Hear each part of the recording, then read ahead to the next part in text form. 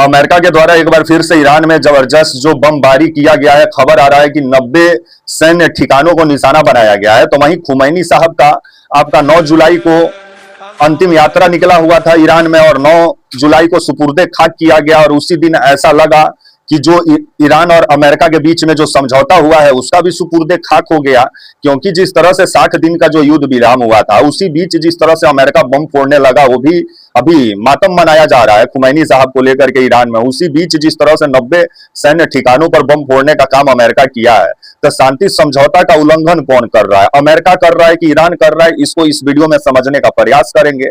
और Donald Trump जो Israel का लॉबी में फंसे हैं कि अभी उनको समझ में नहीं आ रहा है वो करे तो करे क्या। इसीलिए कहा जाता है कि दामाद के चक्कर में ज्यादा नहीं पड़ना चाहिए, नहीं तो भतो गया जतो गया।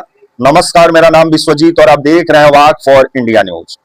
अभी खबर जिस तरह से निकल के सामने आ रही है, बीते दिनों खबर आया कि शांति समझौता हुआ है आपका जो है अमेरिका और ईरान के बीच। जो युद्ध इजराइल शुरू किया और उसमें अमेरिका कूदा, ईरान को पूरे तरीके से लोग खत्म कर देने वाले थे, इजराइल और अमेरिका मिलकर, और पूरे तरीके से वहां रिजिम चेंज करना था, वहां अपने मन मुताबिक पॉपेट को बैठाना था ताकि अपने अनुसार ईरान को चला सकें। लेकिन वो ईरान है, वो कोई वेनेजुएला नहीं है कि वहां से मादुरो को 30 मिनट में टंगवा लिए। तो आप ईरान को भी वैसा ही समझ रहे होंगे। जो ये लोग वैसे समझने का ये लोग गलती की है, उसी का नतीजा हुआ कि आज रिजिम तो चेंज नहीं हुआ, लेकिन जो ये लोग वहां से परमाणु खत्म करने चले थे, हुरमुज का भंवर में ऐसा ना ईरान फंसाया कि अभी ये लोग को समझ में नहीं आ रहा है करे तो करे क्या, क्योंकि पीछे है लाल सागर और इधर है आपका हिंद महासागर। तो कहां डूबेंगे ये लोग को भी समझ में नहीं आ रहा है। तो हम बोलेंगे प्रशांत महासागर में चले जाइए, क्योंकि ये लोग जिस तरह का माहौल बनाए हैं कि आज दुनिया तेल और आपका गैस संकट से जूझ रही है, और 20% दुनिया का आपूर्ति यही हुरमुज मार्ग से पूरा होता है। पूरी खबर बताएंगे, पूरी खबर समझाएंगे सरल शब्दों में। वीडियो को अंत तक देखिएगा तभी समझ पाएंगे। नमस्कार, मेरा नाम विश्वजीत और आप देख रहे हैं वाक फॉर इंडिया न्यूज।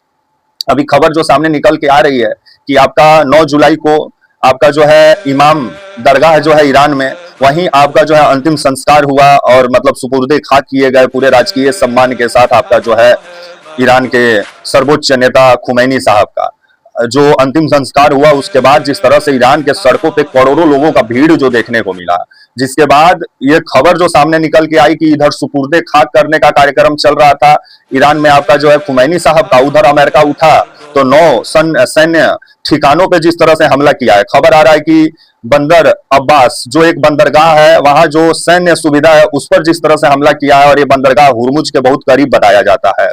उसके बाद शरीक दक्षिणी ईरान के तटों पर जबरदस्त आपका जो है बमबारी हुई है। आपका बुशेहर एक शहर है, यहाँ पर भी खबर आ रहा है कि जबरदस्त बमबारी हुई है, जिसमें भारी नुकसान बताया जा रहा है। और 90 सैन्य ठिकानों को जिस तरह से ईरान में निशाना बनाया गया है अमेरिका के द्वारा, जो मतलब सैकड़ों के तादाद में जो बम गिराए गए हैं, जिसके बाद खबर आ रहा है कि अभी इसका पलटवार भी किया गया है ईरान के द्वारा। और ईरान अमेरिका का जहां जहां खाड़ी देशों में बेस है, जहां सैनिक मतलब तेल दूसरे देश का और सुरक्षा अमेरिका करता है, तो सैन्य बेस को जिस तरह से अड्डा बना रहा है ईरान।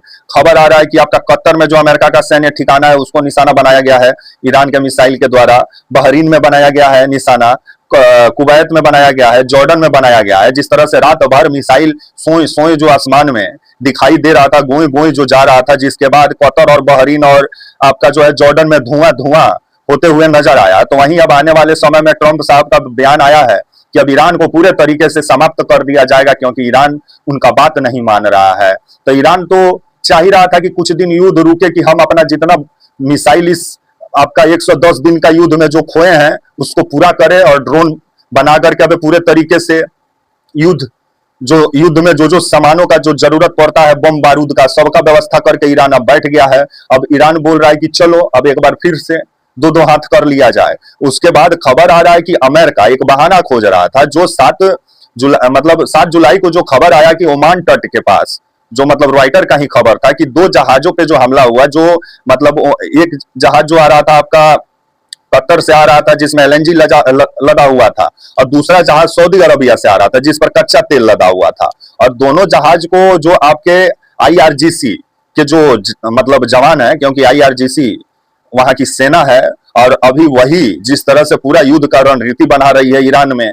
और आईआरजीसी का कहना था कि जैसे ये हुरमुज जल डमरू मध्य में जैसे ही ये दोनों जहाज घुसे, उसके बाद से इन लोगों को पहले चेतावनी दिया गया और ये जहाज नहीं रुकी, जिस वजह से इन पर फायर किया गया और किसी का भी नुकसान नहीं हुआ, क्योंकि हुर्मुज जल डमरू मध्य में जो माइंस बिछाया गया है समुद्र के अंदर ईरान के द्वारा, वो हटाया जा रहा था और इसी को ध्यान में रखते हुए दोनों जहाजों को रोका गया, लेकिन दोनों जहाज रुका नहीं, जिसके बाद ईरान हमला किया और यही अमेरिका को बहाना मिला और उसके बाद अमेरिका उठा।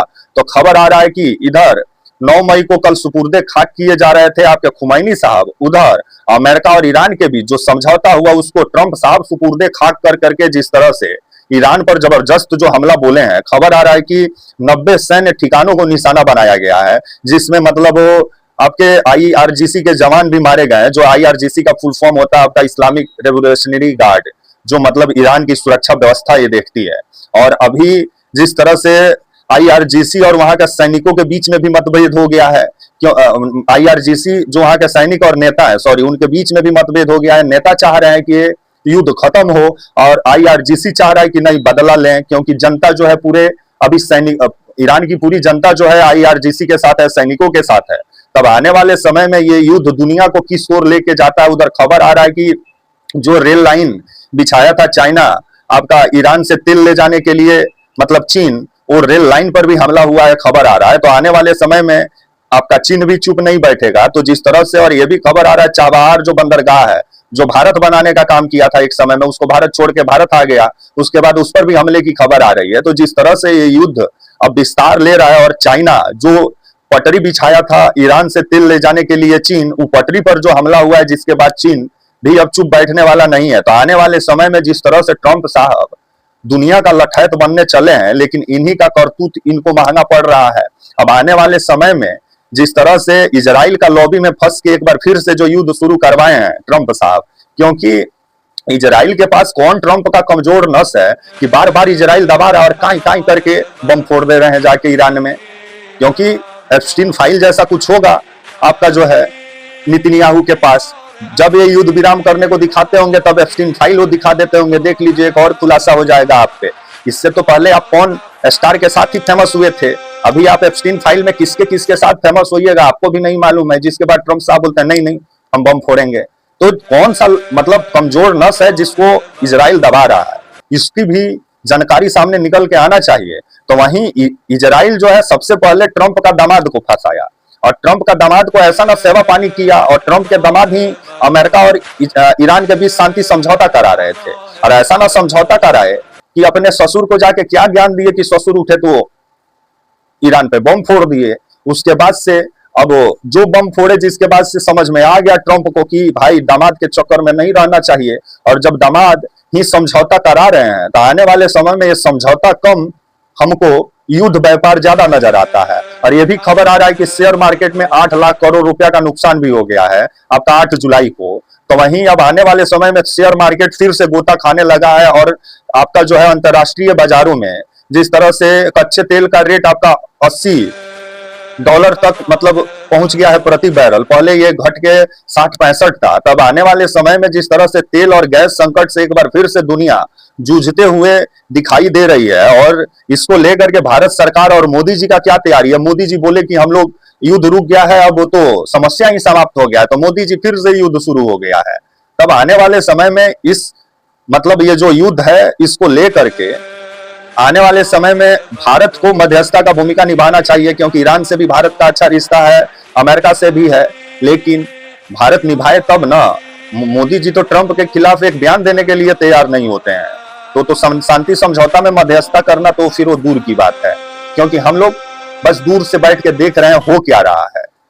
लेकिन ये 60 दिन का शांति समझौता, खुमैनी साहब का 9 जुलाई को जो आपका अंतिम संस्कार हुआ, जो उन्हें सुपुर्दे खाक किया गया, उसी के साथ शांति समझौता का भी सुपुर्दे खाक हो गया। अब आने वाले समय में ये युद्ध दुनिया को किस ओर लेके जाता है ये आने वाला समय में ही मालूम चलेगा। हजारों लोग मारे गए ईरान में, आपका 20-22 लोग जो है वो आपका जो है इजराइल में भी मारे गए, आपका जो है 25-30 सैनिक जो है अमेरिका के भी मारे गए हैं। तो इसमें जिस तरह से कुछ लोगों का मतलब अपना जो इच्छा है उसको पूरा करने के चक्कर में ये लोग एगो देश को जिस तरह से खंडहर बनाने में लगे हैं ईरान को, जिस पर विभिन्न सवाल खड़ा होता है। कभी ट्रंप बोलते हैं कि ईरान की सभ्यता मिट जाएगी एक रात में, अब बयान दे रहे हैं कि ईरान को ही खत्म कर देंगे। तो आप तो फरवरी से ईरान को खत्म कर रहे हैं और आप ही के लिए ये युद्ध महंगा पड़ गया है।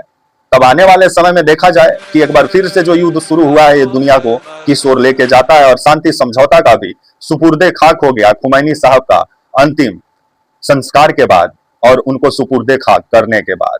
अब IRGC जिस तरह से बदला लेने के लिए तैयार नजर आ रहा है ईरान में, तो देखा जाए क्या होता है।